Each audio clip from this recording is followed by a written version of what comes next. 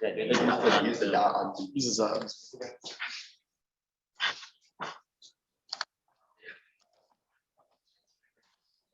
Okay, so last but not the least, this is probably the last presentation of the all civil engineering or CETE senior designs. Can you guys see the slides online? Yeah. Okay, go ahead. Good afternoon, everybody. Thank you guys for sticking around. We are the structural team for the Michigan Potash and Salt Company, and we're going to build off of what the great information that was given to us by the environmental team and our transportation team. This is the specific structures that were put on these same sites that we're just gone over.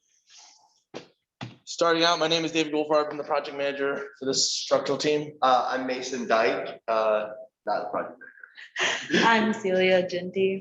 And I'm Chase Smith. Our scope of work as the structures team, we were tasked with creating a noise and dust wall at the Cadillac site, as there's already a existing structure there.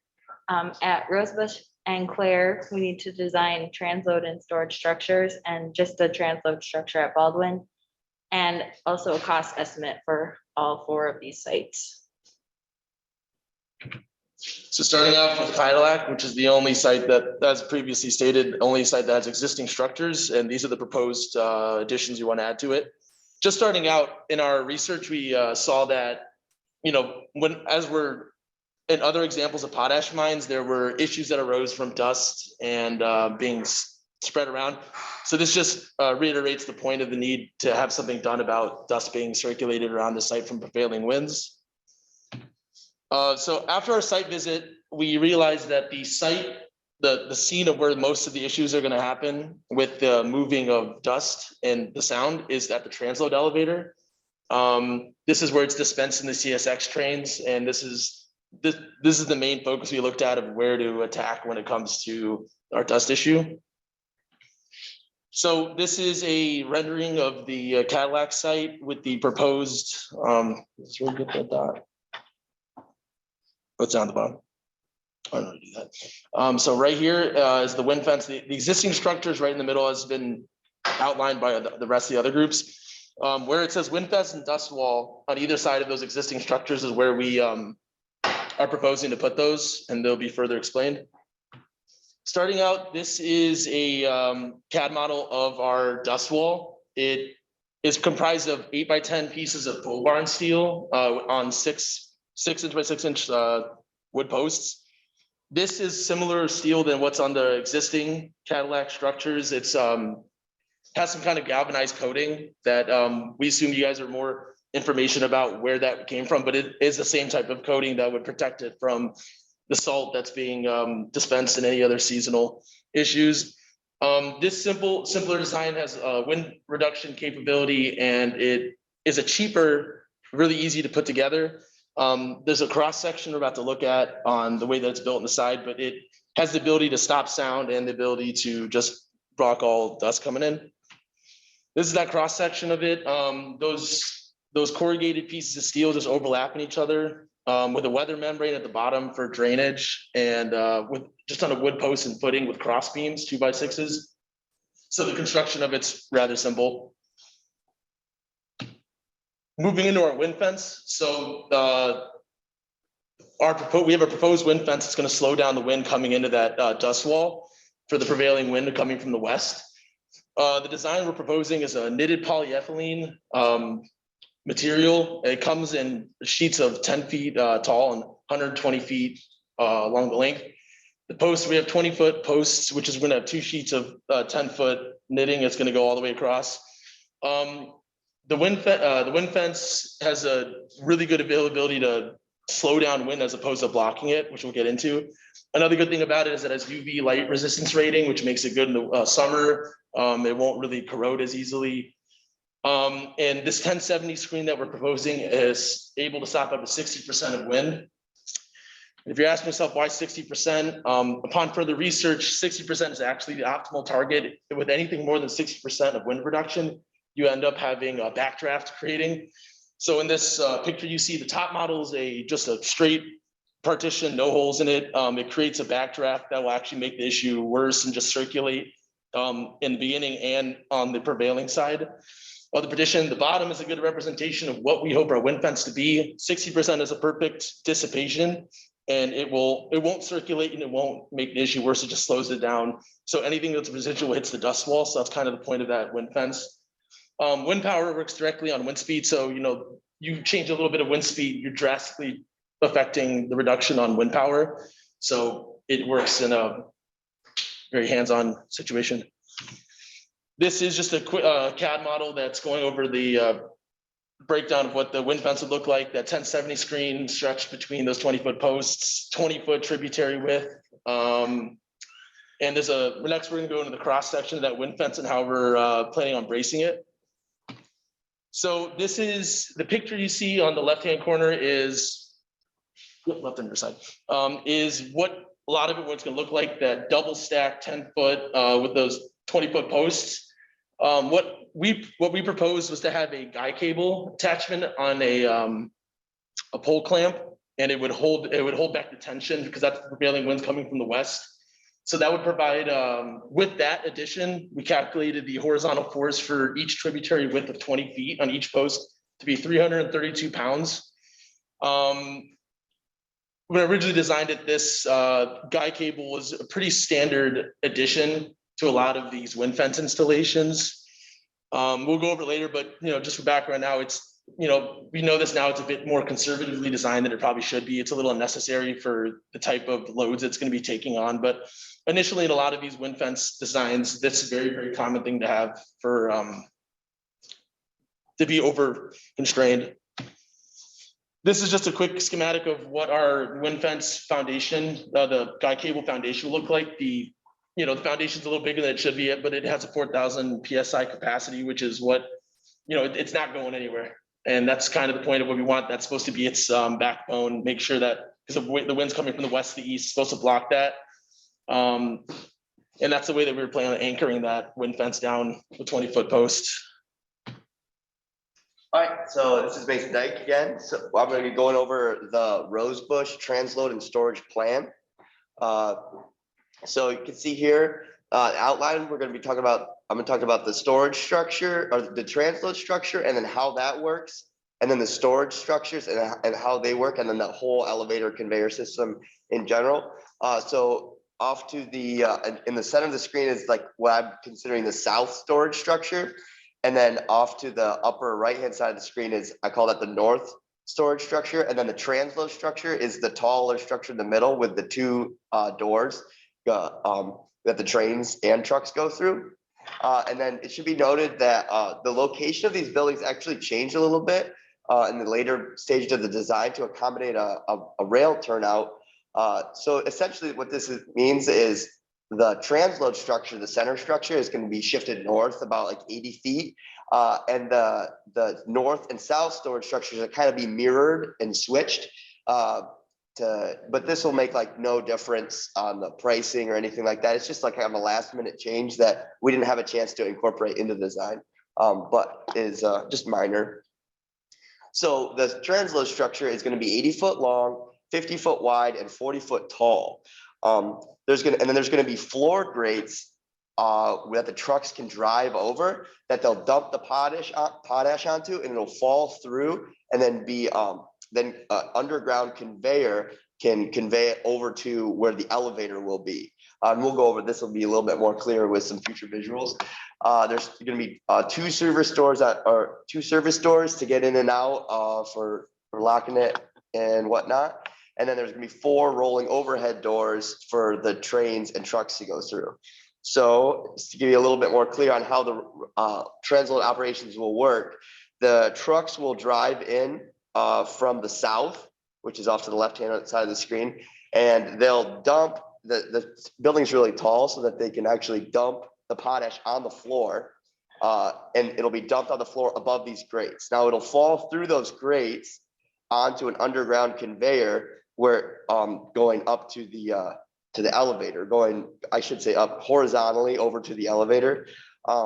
But if not all of it goes through those grates because it's not really perfect, a front end loader will probably be necessary to clean up any leftover and put leftover potash on the ground and push it into those floor grates so it can be brought elevated. Now for loading, it's going to be a similar operation. We can load trucks and trains. By the trains can drive in, the trucks can drive in as they would when they're being unloaded, and then train cars can also be pushed in from either end to be loaded. And then through the use of an overhead conveyor, we can load the trucks and load the trains, and then they can be shipped out for either long distance shipment or for local shipment. And then next, the storage structures. So the storage structures can be constructed of two different buildings, the north storage structure and the south storage structure. We really try to maximize the amount of storage space for the client. So there's going to be 5 total storage bays, and each one is about 50 foot wide by 40 foot long, or 40 foot wide by 50 foot long. And we could fit about 1,000 tons in each bay. And there's going to be the walls are 20 foot tall. So the floor grates are similar to the ones that the trucks drive over. They can be driven over, and an underground conveyor runs the length of these storage structures, bring it back to that same elevator, which we'll talk about in the elevator design. There's rolling overhead doors to get in and out and to access the area. So the way this is going to work is through the use of overhead conveyors, similar to the way that the trains and trucks will be loaded. Overhead conveyors will fill the bay by piling it on the floor. Then when you need to use the potash, like it needs to be shipped, but depending on availability and whatnot, the floor grates can be opened up, and through the use of an underground conveyor, the potash can be conveyed away over to the elevator and to be put into trucks or trains. Now, not all of it's going to be able to be cleaned out, because just the way that works, there's going to be some against that back wall. So you can open. I'm sorry, it's echoing. Tim, would you mind yourself? There we go. That work? Okay. So through the use of those underground conveyors, it can be conveyed away. But when there's some left over, you can open that door, and a front end loader can drive in and scoop the last bit of it into the conveyor and to be shipped out. So the conveyor and elevator system, so admittedly, we had a lot of trouble finding any quotes or capacities or specifications on conveyors and elevators. So we made a lot of design assumptions about how these conveyors would work based on what we saw at the Rosebush site where they did the grain. They had an underground trench, they had a conveyor, and they had a bucket elevator. So we kind of based our designs off of, it's very theoretical, based off of how that operation worked. So a professional mechanical engineer definitely be needed to evaluate this and define and decide what type of conveyors and elevators are necessary for this type of operation.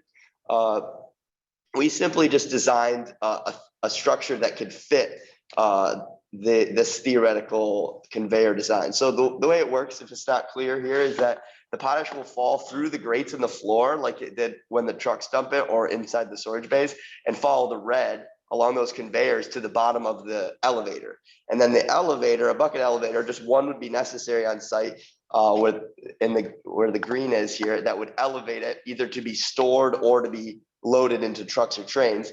And then the blue, obviously, it can be put into any of the storage bays or into the trucks and trains.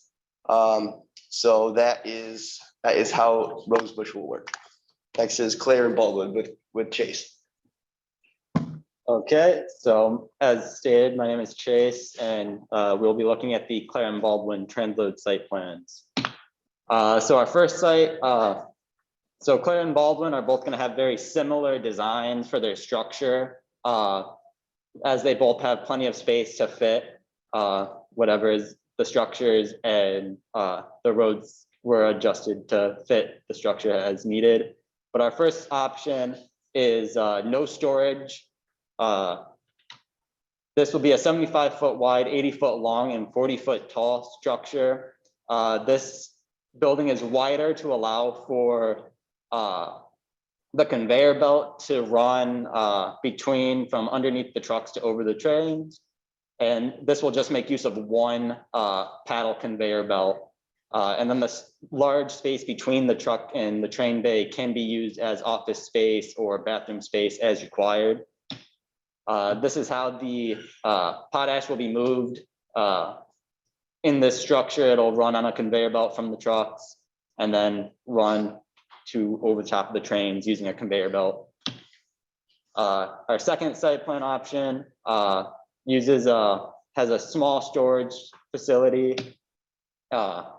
This will just add a 40 by 42 foot storage structure onto the already designed structure.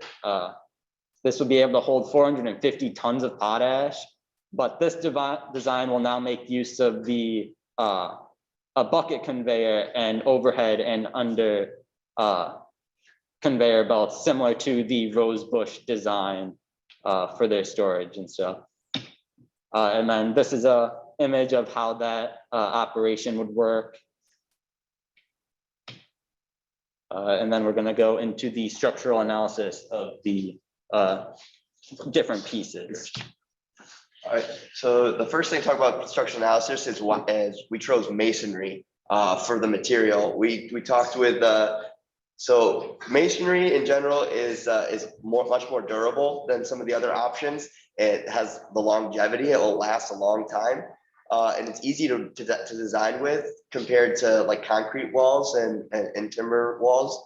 And masonry is going to be required for the storage bays. So for the transload structures, the mobilization cost is already there. We already have masonry contractors on site. So it'd be a good option to use it for both the transload structure and for the storage structure. At first we thought about trying to use lumber or wood, like a pole barn type thing. But with the height of the structure, it's going to need to be engineered lumber, which is really expensive. So we've kind of ruled that out. And then we also looked at concrete walls, like you could pour concrete walls, but talking with some construction workers I know personally, concrete has availability issues right now. It's quite expensive. But if the availability does change and it does become cheaper, which is very possible, the designs we did with masonry can really easily be translated into reinforced concrete walls, which would also work really well for this design. But a qualified structural engineer could take these designs and make a concrete if that's cheaper. And under advice from a professor here at Michigan Tech, Mason talked to them and he advised on a masonry wall as opposed to a shear wall cast in place. Yeah, Dr. Dowden really advised. He thought of all the materials you've used, masonry made the most sense, just especially for an industrial application like this, and to be able to support the conveyors, because we don't know how much the conveyors weigh, so we can't really do any structural analysis of that. But we know that we're kind of planning on them bearing on these walls, and that the strength of these walls will be pretty important. So then we go into just some examples of kind of how the loads will be on the structure. This is how the wind loads will be. These are like net pressures on the building, and then that's just kind of how it'll affect the structure. And then we go into snow loads. And then this is just kind of an example of how the flat snow loads will lay on top of the structure. And these were used for for designing capacities of the structure itself. So for the roof trusses on all the sites, we decided to use pre-engineered wood trusses, and they can economically span 45 feet, 50 foot, or 75, even 75 feet for all the different structures we designed. And the structural designs and the analysis and cost was estimated by West Michigan Truss. A friend of mine actually works for West Michigan Truss, and he was able to put together some quick quotes for us. We're really thankful for that. And it's probably the most economical way to use that. To use trusses. So for the transload structures, because they're so tall, we decided to use 16 by 16 pilaster columns, 10 foot on center apart with 8-inch masonry block in between. And there'll be a bond beam about every 4 feet, and then a lentil beam at the top. that will tie it all together and to kind of resist those wind loads. The structural analysis was verified by a book I got from Dr. Dowden. We did have some shortcomings in our design, and a qualified structural engineer will probably have to look at this and kind of verify that it's definitely very feasible, but the ins and outs and very detailed parts of this masonry wall would need to be looked at. None of us have taken actually a masonry design class. We kind of just did our best and we're working with masonry, and Dr. Dowden did say this is a very feasible design, but it should be looked into by a professional engineer. Specifically with the scope of work on this one, a casting place like versus masonry, we weren't aware that when you have a 40-foot wall like that, the type of loads that it's going to be taking on, masonry acts different. Like I said, we never took a masonry design class, but upon Dr. Dowden's nice comments to help us out, he pointed out the lentil being an important horizontal force to take on the span of that wall going up, especially when you have loads like potash coming against it, or wind or seismic or snow. And so something that needs to be engineered is the trusses actually will operate as like a lateral force resisting system, which we didn't design that. We didn't know how to use the trusses, look at the truss design. So that's something that needs to be looked into is how those trusses can support those walls from lateral loads like the wind. But this is a very feasible design nonetheless. So then we get into the foundations for the transload structures. We designed these foundations to be 3-foot square footings that are 3 foot deep. There will be one under each of the pilasters on these transload structures, and then on the Clare and Baldwin structures, there'll also be one underneath the wood posts that will run through the middle. They will contain number 4 rebar that will tie into the pilasters, and the foundations will also tie into the slab on grade of the structure. And then the bearing capacity of these foundations is expected to be the load is expected to be about 40 kips per footing. And then the total bearing capacity of the footing will be 132 kips per footing. So they'll be plenty strong to handle the loading. But the estimated maximum settlement that's expected is 4 inches. And this is obviously a very large amount. The foundations need to be deeper in the soil or wider, a combination of both, and a functional design that we came up with later on in the design was a 10-foot wide footing and 6 foot deep. And a more in-depth analysis of the soils and stuff by someone that knows foundations really well, the 4-foot settlement might not even be the case. Exactly. With our structure, our design may be adequate. But from what we found, the 4-inch settlement is possible. On the site visit, we did a very general soil test, but when it comes to geotech and soils, it really matters about what foundation, like what's the base rock you're looking at. You have to look at multiple layers below it, and we simply just didn't have the facilities nor the we just tested like about the top 5 foot of soil, and it was very solid, finely graded sand. So it's really it's good soil, but we just need to do it really in depth to know for sure that settlement is not going to happen. 100%. Yep. Okay, so the storage structures are that we talked about for Rosebush and for Clare sites are going to have 12-inch thick masonry block walls, and because they're not as tall, they're only 20 foot tall. They don't need the pilasters or anything like that. And these are actually going to be designed to withstand the loads of potash like being heaped against it. Like probably halfway up the wall and kind of like slumped or whatever to withstand that moment capacity of the potash being piled against it. And so vertical rebar reinforcement is going to be tied right into the foundation, and the walls will be fully grouted so that they're nice and strong. And you can see a detail there of how it kind of interacts with the floor, the slab that it's going to sit on. And the structural analysis was verified by that same masonry book. So then the foundations of the storage structures is going to be a continuous footing with reinforcement. So this will run around the entire perimeter of the structure. It will also be 3 foot deep and 3 foot wide. And this will also tie, as stated, into the masonry wall with rebar. And so the bearing capacity for these foundations, the expected load on these foundations is 3.5 kips per foot. And the total bed capacity is 30 kits per foot. So once again, it's well capable of supporting the loads that we're expecting. But in this case, actually, the estimated maximum settlement is only 1 inch, which can be considered acceptable, especially for an industrial structure. And then next we talk about the trench for the conveyor. So the Rosebush and Clare sites have those underground conveyor systems that we talked about.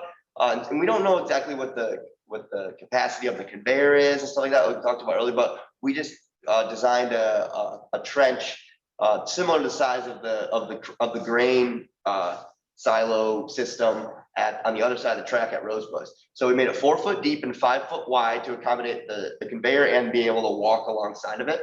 That's going to run the whole length of the storage structure. And within the bays, the grates will allow the potash to fall through onto the conveyor. And the reinforced concrete tunnel / floor was designed to support loaded trucks and equipment to drive over. So there's grates, and every like 4 foot there's another. It spans all the way across, and I basically just treated that like a reinforced concrete beam per the ACI code, and it should be plenty strong to handle the moment capacity of a skid steer or truck driving over it.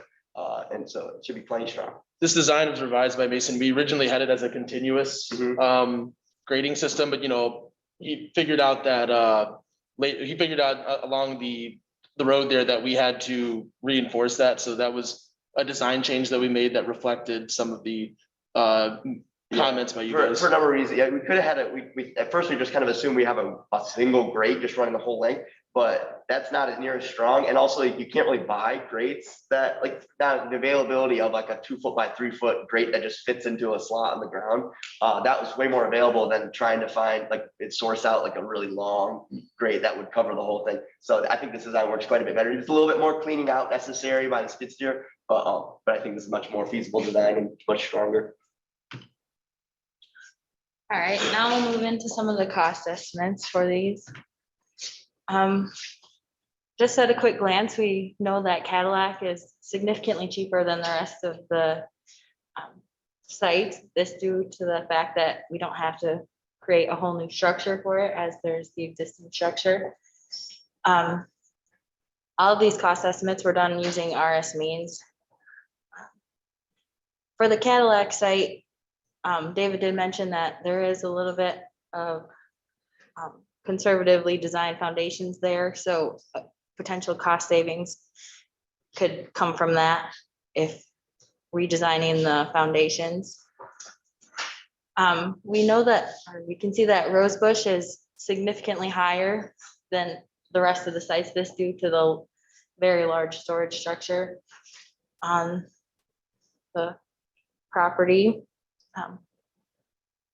Clarenbaldwin, because it was the same design, they have the same price and transload structure. The storage structure will just add about $200,000 to the total cost for Clare. These costs all include the quotes from West Michigan Trust, and they do not include the price of the conveyor system. Like Mason said, we were having trouble getting quotes for that and designs for that even. We do realize that the conveyor system could be a significant cost for these structures, so that should be considered. So some of the general conclusions we had about this project is, since potash deals in salt type of ore, cheaper materials reused rather than steel. So steel is the optimal strength, but when we're dealing specifically in something that's moving salt to exposed structures, we had to use different materials that had less of a chance of corroding, which creates the issue of shorter lifespans and higher maintenance costs for the existing structures materials. So that's something just to keep in mind with the designs that we have. You could use galvanization, there's different coatings you could probably do, but when it comes to maximizing our costs with design, this is the cheapest options we can. They have a long lifetime, but in the grand scheme of 80+ years, you might be looking at more maintenance costs as if you were to invest in some other materials. And then, as stated, the settlements of the foundations for the transload structures is larger than 1 inch, and this needs to be readdressed. This can be possibly fixed by having a proper ground assessment done, borings or cone penetrometer test performed on the soils, and finding out the exact composition of the soils in the ground, or just by increasing the depth of the foundation or in the width of the foundation as previously stated. And then finally, a lateral force resistance frame was not addressed in the design. Basically, these really tall pilaster walls, they're gonna need some extra support so they don't tip over from like horizontal loads. And we consider like the horizontal, like the tributary roof loads pushing straight down, and we know the walls are strong enough in that way. But we have to, a qualified engineer would have to kind of calculate how those trusses could transfer that load horizontally. And also a lentil beam need to be in the top of that wall that will also help support those lateral forces and the weight of all those trusses on top of it as well. So just some other things we need to address. One of the biggest constraints that Mason dealt with was if you look on the Cadillac existing site, because it's the only transload site we can really look at because it's the only existing, there are supports that are put on that Cadillac structure to help with these issues. But the biggest constraint of Rosebush that he dealt with is that the space is so small, and you really don't, with where we had to orient those storage facilities with the transload and the track that goes around it, there was no place to really put those extra supports coming off to uphold that. So the pilaster was a good design route to go with for the constraint that we had with that Rosebush site size. Yeah. So some conclusions per site in Cadillac.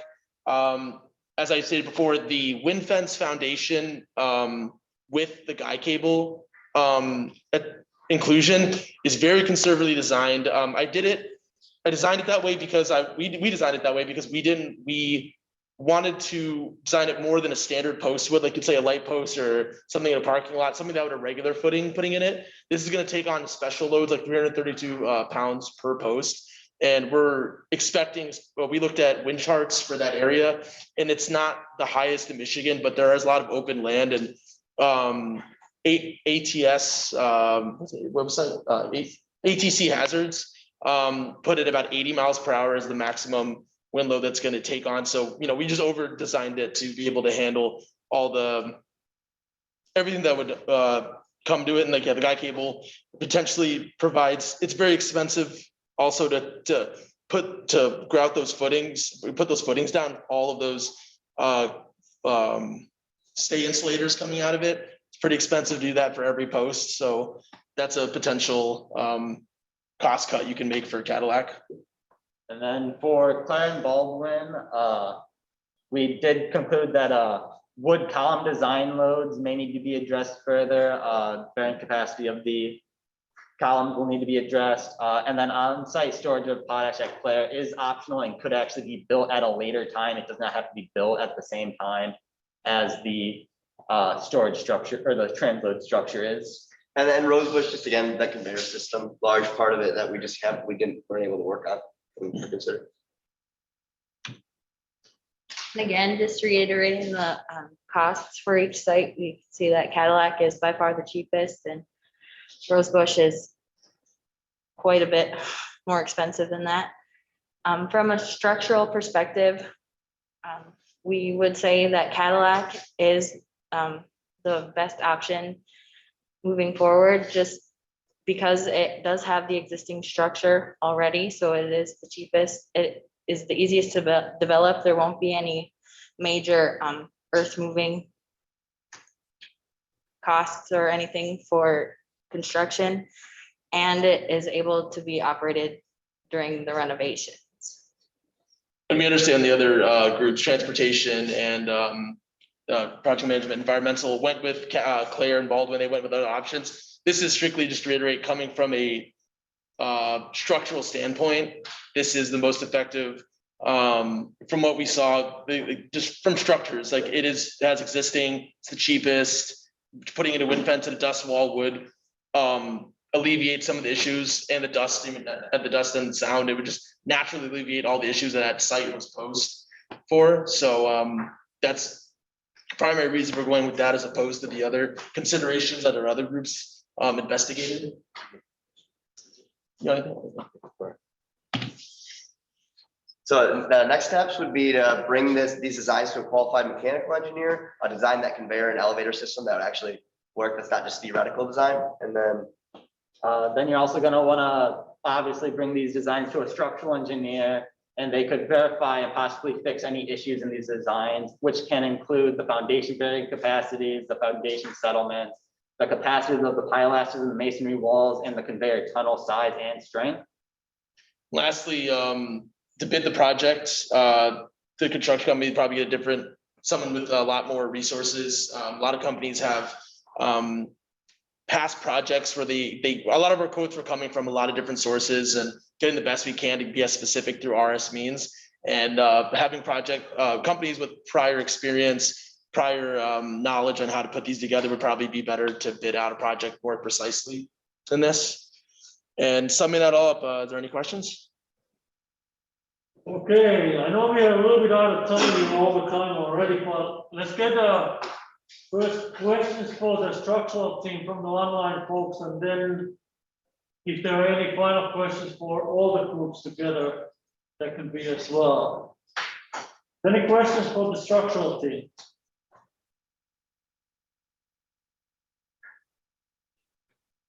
We'll have people.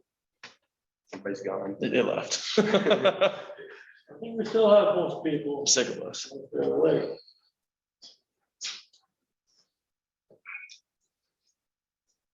Well, if there's no questions, let me ask a couple quickly. So in the loading structure, if you're running Michigan doubles, do they have to detach the trailer and dump the front? No. I think from what I understand, the way that the trailers are designed, there's like a little bit of a space between them where you could just drive over to where the dumping zone, and the front trailer can just dump, and it falls between the two trailers on the ground. And then you dump the first one, you let it all go through, and then you pull forward, and then the next one would dump and on the ground.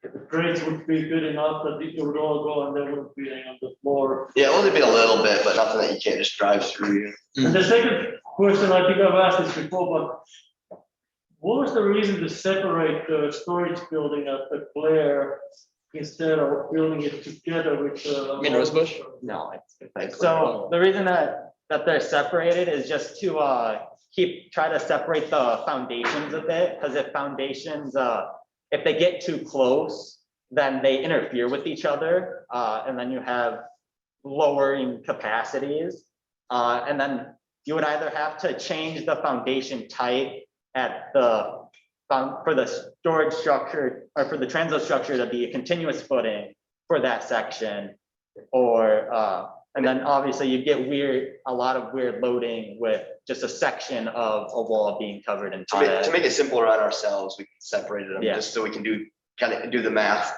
individually. But we could look into that, putting them together too, if that's possible. It cuts a lot of cost too. Installing that would be kind of a nightmare. And then you can do them at separate times too, if you don't want the storage right away. Mhm. The final question for me, which I forgot to ask from the transportation group, so I guess I'll ask it afterwards, but if you were to start this all over again now, what would you do differently? I'd say starting on the structural design sooner, because in being able to consult with Dr. Dowden about how masonry, because I've never taken any masonry classes, but when we decided we were using masonry, it was kind of crunch time, and I was like, oh, okay, I guess. And so being able to kind of have that idea sooner, and then because it took us a while to kind of hone in on what we wanted to build, but once we knew what we wanted to build, then that's when it was just like busy work, and we got going. So. Going off that, I have the exact same thing. I wish I kind of looked into, talked to Professor Baton earlier about the foundations and how to take something that has tension force coming out on it, how to anchor that properly, and the kind of force cell becoming in different directions and the loads it would take in all, especially when you're having angle involved. I just want to know how wind loads would go on an angle, and it would have been, it's not easy to do, but it would have been, I would have been a lot more comfortable if I had known that was going to be something. I went with the guy cable late, so kind of like him getting involved earlier with the structures. So I guess to sum up, both of those just have better time management in terms of getting stuff down is just would have been a lot more helpful in terms of crunch time and getting stuff more well designed, I guess. How about the transportation? Oh, we got a question. Just want to offer one comment to the students on that. Present clients excluded. Working on the 11th hour is very good training because you're going to run in the real world. You're going to run into situations where the client will make the decisions after you need them, or there will be changes that will come in at the 11th hour. So this was good training to work under a crunch time for you on the structural side. Yeah. Thank you, Jim. Transportation crew. What would you do differently? For Rosebush, I was looking to possibly utilizing that PennDOT parcel that's just south of the client parcel. Right. That would make things have more space, room, need less design constraints. That, those on the phone didn't hear, they were talking about in Rose was trying more to look at the end of space. Any other comments? From a drainage standpoint, I know, me and David kind of work with our site, but reaching out to like a registered PE or a consultant earlier, so that way we have more of a direction instead of just looking across the web on MDOT and CSX specs and trying to find the right. Well, is there any other questions from the audience on the phone or any comments from the sponsors, which is always the Michigan Potash Group Board or check for who else is there? Eric. Ozzy, this is Ward. Can you hear me? Yep. First of all I want to say on behalf of Michigan Potash and Salt Company, we do appreciate the detailed time and efforts that the students put forth. It is recognizable. It will give us a great basis to, as we go forward, to make a decision on exactly what we're going to do for transloading. I would also like to make a comment for those that weren't involved. The reason we put storage at Rosebush, because Brown Milling is a large user of potash, so it made sense for them to not only be able to transload product for us, but to have a product accessible for them for their own internal use. And then the only other thing I was going to say, if the students would have had more time, it would have been beneficial to go see some other fertilizer storage and handling facilities around the state. And obviously there's not very many in the Upper Peninsula, but that would have been helpful too, to help them understand some on the masonry versus the poured concrete versus wood. But again, I think it's a great effort. Thank you so much. Thank you, sir. I'd just pile on to that. This is Jeff Kummer with Michigan Potash. I'll make a comment on the presentation style and general, kind of the intangible. I thought that the students presented very clearly, and they just did a nice job presenting very professionally. So kudos to you for that, and kudos to Posse and the university there for preparing them for that. Thank you very much, and Merry Christmas to everybody. Thank you. Merry Christmas. Thanks. Well, if there's nothing else from the phone, I think we're gonna be closing this session. And I have a few Well, things- just Posse, just one other thing. First, Merry Christmas to everybody, and students, safe travel to wherever you're going for the holidays after the end. But when you guys, the first phone call we had and the field visit we had, I was really concerned about you guys being able to pull this off. And you executed it well, and you added a level of professionalism that I did not think was there after our first phone call. So you guys really grew through this process. And I think that's why it's so important to do these capstone projects. Good luck in your careers. You've got my email. If there's any time I can ever be of a benefit to you, please reach out to me, and good luck. Thank you so Thank you, much. sir. Thank you. All right, thanks, team. Thank you, everybody on the phone. Appreciate all the support during the project and after that. So, thanks for helping us out. We'll close this with that.